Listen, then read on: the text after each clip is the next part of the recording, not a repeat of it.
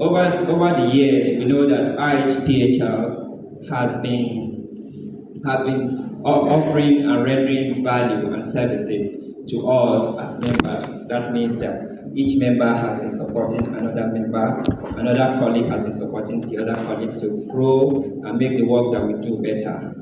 But there have been cravings within the secretariat and amongst our stakeholders to begin to tell in a very tangible manner the stories of the impact and the outcomes that comes out from the different interactions that we have on the IAPHL platform.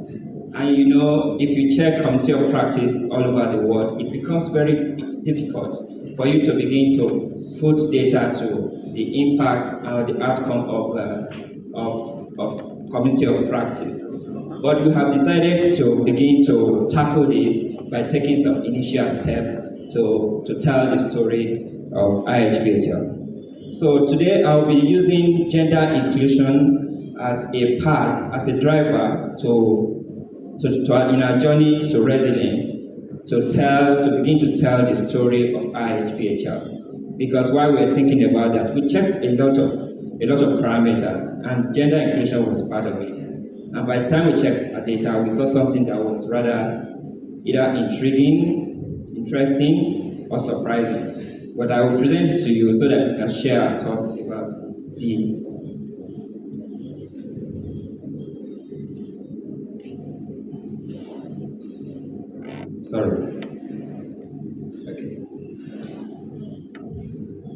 So, I know this you are familiar with, but for the purpose of newcomers here, I will just talk briefly about what our experience has been on the IAPHL. IAPHL has grown over the years for the past 15 years or so or more, from just a few professionals that met together in South Africa and felt that it was important for us to pull professionals together to continue to engage, share, and grow together the supply chain profession within the health system.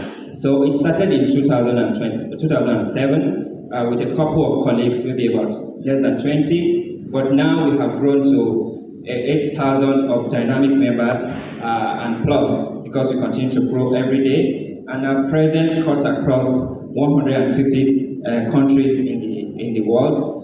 And then now, because everyone has been talking about localization, building context to the interventions that we provide, we are now beginning to focus on how we can build our chapter presence. We want to see how we can replicate what we do globally in the IAPHL at country level. So we are beginning to build our chapters, and we have chapter presence now in about 30 countries.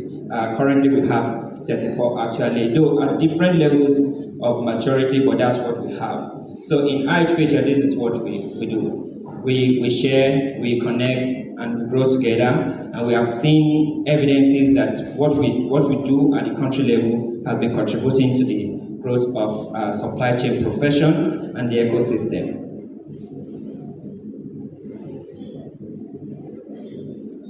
Now, when we talk about resilience, we identified with the challenges that the organizers of this conference itemized about competence, shared best practice, incubating and scaling innovation, enabling governance. I think those are very, very important for us to advance our system into self-reliance. And then this is why we think we care as IAPHL. We feel that with the community of practice benefit, we can begin to tackle, or we have started tackling some of these challenges that were itemized here. The number one, for instance, the platform has been a great tool for collaboration among members and members' countries to exchange best practices, to exchange tools that can advance their own supply chain. And we see that the platform has shrunk the distance between research, innovation, and practice, and it has become a place where you can quickly revolve the challenges from practice back into research, and the innovations that comes out of it can quickly be integrated into practice.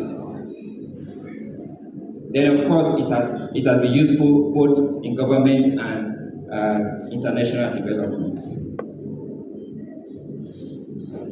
So when we saw this something that looks like a good news to us from our data, we checked to see what must have been responsible for what we saw.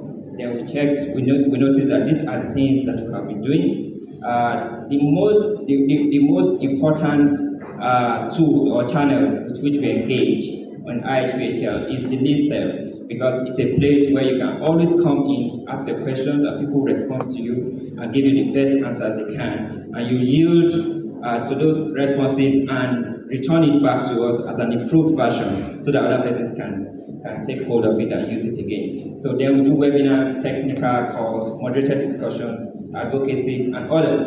The highlighted ones are the ones that are very cardinal to the results that we saw. We have seen moderated discussions, webinars, advocacy, and role model and mentoring, particularly happening for gender inclusion on IAPHL. So we felt that these items or activities had contributed to what we saw.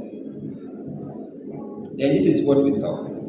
And it gave us kind of hope and confidence that the things that we are doing on the platform or within the community of practice is beginning to yield some very interesting results.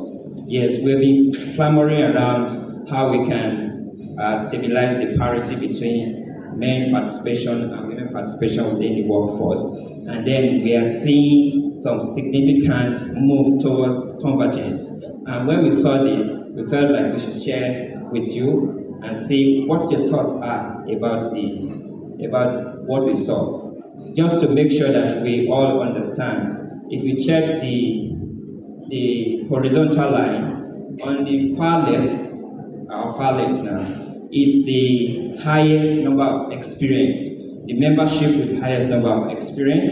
Then to the far right is the lowest number of years of experience. So as you move towards the right, the years of experience reduces. Then the green line on top represents the men folks.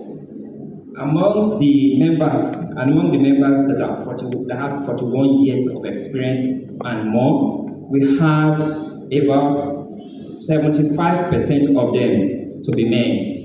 Then among the ones that have 0 to 10 years of experience, we have about 65%, actually 64% to be men. Then if you check the flip side, the women folks are graduating accordingly to the upward. Amongst the 41 years of experience, we have just about 25%, but by the time we get to the group of 0 to 10 years of experience, it's already about 26%. Then that was the initial thing we saw, and it gave us kind of hope. But we wanted to check, does it mean that we have fewer people with less years of experience? So we checked the distribution of membership across the years of experience, and we now noticed that about 56% of our membership are actually amongst the people with 0 to 10 years of experience.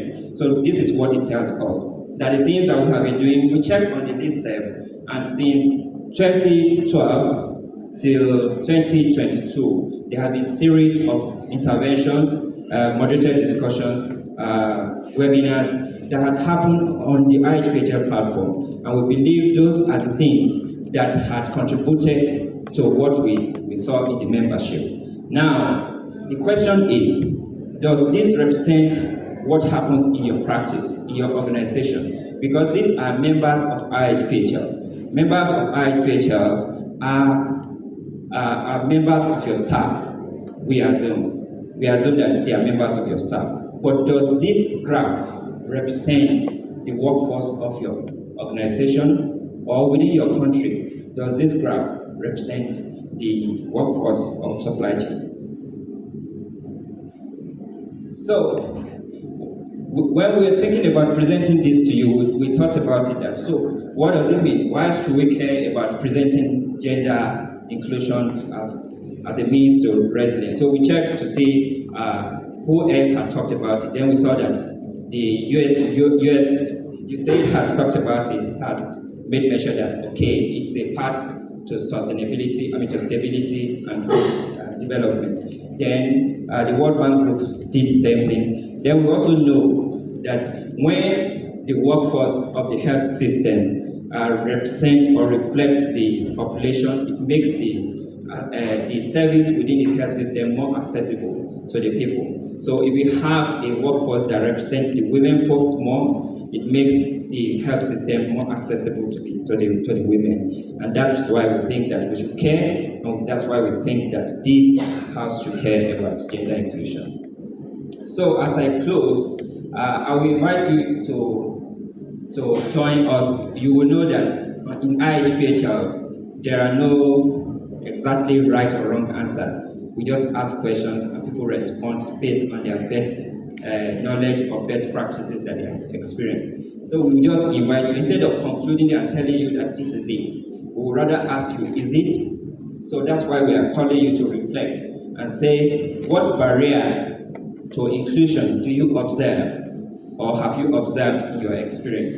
What barriers to inclusion of gender have you experienced? Then the second question would be, as an association with country chapters now, how do you think we might advocate for gender inclusion on our path to residence? Then the last one is that as a community of practitioners, now, how might we foster inclusion? That means we are talking to you as the captain of your own organization. How do you think you can begin to think around gender inclusion? Because on our platform, we have seen comments around supply chain is masculine. We have seen comments around the environment in which people work does not support a nursing mother to breastfeed and bring their baby to work. So, as a recruiter or person that is responsible for policy making, what can you do in your own context to make sure that we encourage gender inclusion? So with that, I'll say thank you and listen to your